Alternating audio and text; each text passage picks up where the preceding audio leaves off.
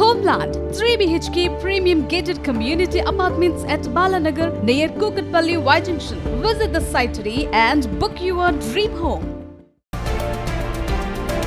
Breaking news Karimnagar జిల్లా PMJ jewellery దోపిడీ కేసులో రోజుకో కొత్త విషయం వెలుగులోకి వస్తోంది. ధర్మపురి మండలంలోని విజయలక్ష్మి లాడ్జ్లో మకాం వేసి రాబరీకి స్కెచ్ వేశారు 5 నిందితులు. ధర్మపురిలోనే 3 రోజులున్నారు. ఎలాంటి ప్రూఫ్స్ లేకుండా నిందితులకు రూమ్లు ఎలా ఇచ్చారనే దానిపై చర్చ జరుగుతోంది. రాబరీ తర్వాత కరీంనగర్ నుంచి బైక్పై వచ్చి ధర్మపురి చేరుకున్నారు. అక్కడి నుంచి పరారయ్యారు. నిందితులు అడవి ప్రాంతం ద్వారా మహారాష్ట్ర పారిపోయారని పోలీసులు అనుమానిస్తున్నారు.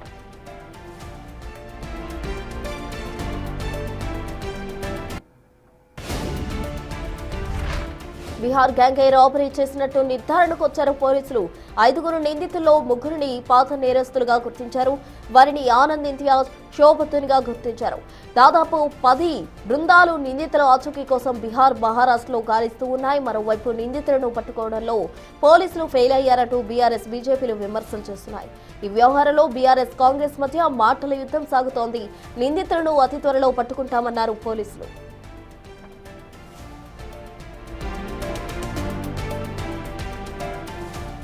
మొదట పీఎంజే జ్యువెలరీ షాప్లో పక్కా స్కెచ్ వేసిన 5 నిందితులు షాప్లోకి చొరబడి సుమారు 1.5 కిలోల బంగారం చోరీ చేశారు.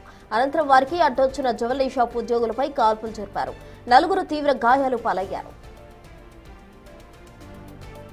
ఈ కరీంనగర్ పట్టణంలో నాకు బుద్ధి తెలిసినప్పటి నుంచి ఇక్కడున్న పెద్దలు కూడా అందరిని అడిగినాను. జీవన్ రెడ్డి గారిని, కమలాకర్ గారిని, ఇంకా మా సోదరులందరినీ, ఎప్పుడన్నా ఎన్నడన్నా ఇట్లాంటి సంఘటన గురించి మీరు విన్నారా? 5 తుపాకులతో 5 ముష్కరులు వచ్చి ఒక వ్యాపార సముదాయంలో చొరబడి భయభ్రాంతులకు గురి చేసి దాదాపు 4-5 కోట్ల రూపాయల విలువైన సంపద దోచుకోవడమే కాకుండా 32 గంటలైనా పత్తాలేరు వాళ్ళని పట్టుకునే పరిస్థితి లేదంటే ఎంత దౌర్భాగ్యమైన పరిస్థితిలో రాష్ట్ర ప్రభుత్వం ఉన్నది, ఎంత హీనమైన పరిస్థితిలో ఈ నగరంలో పోలీసింగ్ వ్యవస్థ ఉన్నది, దాన్ని బట్టి చెప్పవచ్చు.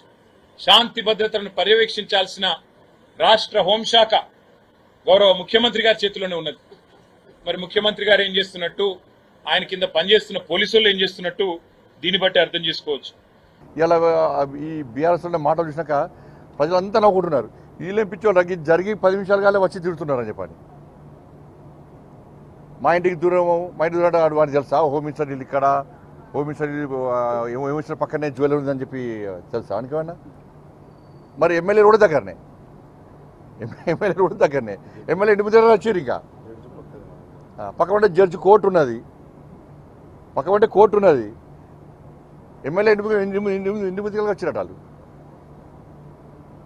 అన్నీ చిల్లర విమర్శలు ఎప్పుడు చేసుకోవద్దు. ఎప్పుడు ఏ విమర్శించాలో అప్పుడు విమర్శించుకోవాలి. విమర్శించడం తప్పు కాదు. ఎప్పుడు ఏ విమర్శలు చేయాలో ఆ విమర్శలు చేయాలి. ఇట్లా జరిగిన వెంటనే ఇట్లా చచ్చిపోరు, నష్టపరిహారం అంటారు. ఏం జరిగిందో తెలుసుకోరు.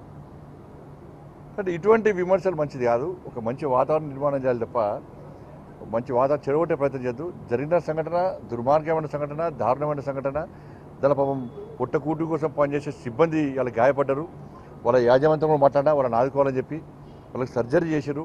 ఒక సర్జరీ అవుతుంది, వాళ్ళు ప్రాణాపాయంలో ఉన్నారు. బతుకుతారా చస్తారా లేనిపోతే టెన్షన్లో ఉన్నప్పుడు వచ్చి తిట్టిపిక్తారా? మేము తిట్టరాదా? నేను మీకంటే ఎక్కువ తిట్టచ్చు. నాకు నీ హయాంలో నువ్వు మాట్లాడుతున్నావు కదా, వేరే రాష్ట్రం నుంచి అంతర్జాతీయ దొంగలు వచ్చి ప్రొఫెషనల్ పరంగా జరిగినటువంటి సంఘటనకు చివరికి రాజ్యాంగ పరంగా ఏదైతే ఎన్నుకోబడ్డ ముఖ్యమంత్రిపై అతి నీచంగా మాట్లాడుతున్నావు. ఇంకా ఖబర్దార్, నాలుక దగ్గర పెట్టుకో. మేము కూడా మాట్లాడగలుగుతాం. మరి మేము ఒక మాట మాట్లాడతాం ఈ హయాంలో జరిగినటువంటి సంఘటన విషయంలో కూడా. ఆ రోజు ఫిబ్రవరి 2021 17వ తారీఖు రోజున మంత్రి నుంచి వస్తున్నటువంటి 2 అడ్వకేట్స్ ను అత్యంత దారుణంగా చంపిన దాంట్లో నీ పాత్ర ఉన్నదా? మరి నీ ప్రమేయం ఉన్నదా? ఇక కరీంనగర్ పిఎంజే జ్యువెలరీ షాప్ లో ఏదైతే దొంగతనం జరిగిందో ఆ దొంగల ఆచూకీ కోసం పోలీసులు 10 టీంలుగా కూడా గాలిస్తున్నారు. అయితే దీనికి సంబంధించి పురోగతి ఎలా ఉంది అన్న దానికి సంబంధించి తాజా అప్డేట్స్ మా ప్రతినిధి శ్రీనివాస్ అందిస్తారు. శ్రీనివాస్, చెప్పండి, దొంగలని పట్టించిన వారికి ₹1 లక్ష రివార్డు ఇస్తామంటూ పోలీసులు ప్రకటించినప్పటికీ కూడా ఇప్పటి వరకు ఆ దొంగలని పట్టుకునేందుకు పోలీసులు విఫలమైన పరిస్థితి. చాలా మంది కూడా విమర్శలు చేస్తూ ఉన్నారు, పోలీసులు ఎందుకు పట్టుకోలేకపోయారు ఆ 5 దొంగలనని. మరి పోలీసులు ఏం చెప్తున్నారు?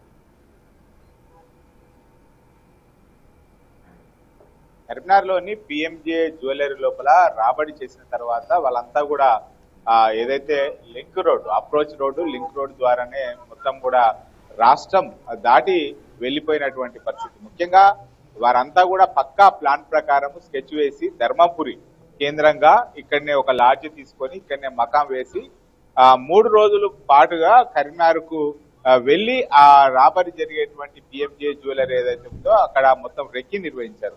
వాళ్ళు దొంగతనం చేసేటప్పుడు వెళ్లే దారి, వచ్చే దారి మొత్తం కూడా ఇటు approach road, link road, approach రోడ్డునే ఎన్నుకోవడం జరిగింది. ఎక్కడ కూడా సీసీ కెమెరాలకు చిక్కకుండా పలు జాగ్రత్తలు పడ్డటువంటి ప్రొఫెషనల్ దొంగలుగానే వాళ్ళు అర్థమవుతున్నటువంటి పరిస్థితి. మొత్తానికైతే ఇదంతా కూడా బీహారు, మహారాష్ట్రకు చెందినటువంటి ప్రొఫెషనల్ దొంగలు ఇటు మొత్తంగా ఈ రాబడి చేసినట్లయితే ఇప్పటికే పోలీసులు గుర్తించడం జరిగింది. మొత్తానికైతే 5 ఎవరైతే ఇప్పుడు నిందితులు ఉన్నారో 5 దొంగలు మొత్తం కూడా ధర్మపురి లోపలనే 3 రోజుల పాటు కూడా మకం వేయడం జరిగింది. ఇక్కడనే ఉన్నటువంటి ఒక విజయలక్ష్మి ఇక్కడ లాడ్జి లోపల ఉండి ఇక్కడ నుంచే రోజు కరీంనగర్కు వెళ్ళి రావడం, ఏ దారి గుండా వెళ్ళాలి, ఏ దారి గుండా రావాలి అనేటువంటిది పూర్తిగా 2 బైకుల పైన, ఒకటేమో పల్సర్ వాహనము, మరొకటి అపాచి వాహనం, ఈ 2 వాహనం పైనే 5 వెళ్ళి అక్కడ పక్కా ప్లాన్ ప్రకారంగా ఎవరు లేరు. ఆదివారం సమయం లోపల ఉదయం పూట ఎవరు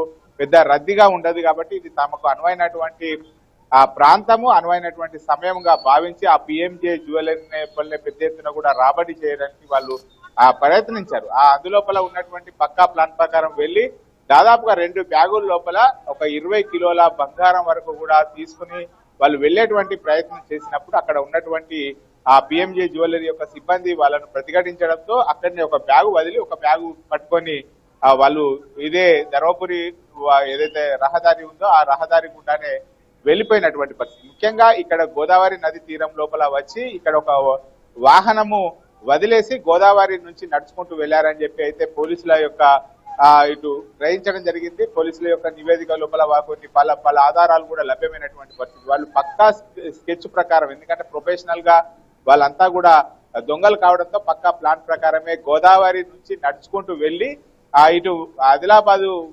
సంబంధించినటువంటి అడవుల మార్గం ద్వారా మళ్ళీ ఇటు మహారాష్ట్ర వెళ్ళిపోయారని చెప్పి అయితే భావించడం జరిగింది. మొత్తానికైతే ఇప్పటికే పోలీసులు ఈ కేసును ఛేదించడానికి అయితే చాలా ప్రతిష్టాత్మకంగా తీసుకున్నారు. ఇప్పటికే దాదాపుగా 15 బృందాలు ఇటు మహారాష్ట్ర తర్వాత బీహార్ లోపల మొత్తం గాలిస్తున్నటువంటి పరిస్థితి. ఇప్పటికే 5 నిందితుల లోపల 3 నిందితులను వారి యొక్క, ఎందుకంటే వాళ్ళు దొంగతనం చేసేటప్పుడు పక్కా డేరుగా ఎలాంటి మాస్కులు ధరించలేదు, వారి యొక్క ముఖ కవళికల ఆధారంగా అందులోపల ఉన్నటువంటి 3 నిందితులను కూడా గుర్తించడం జరిగింది.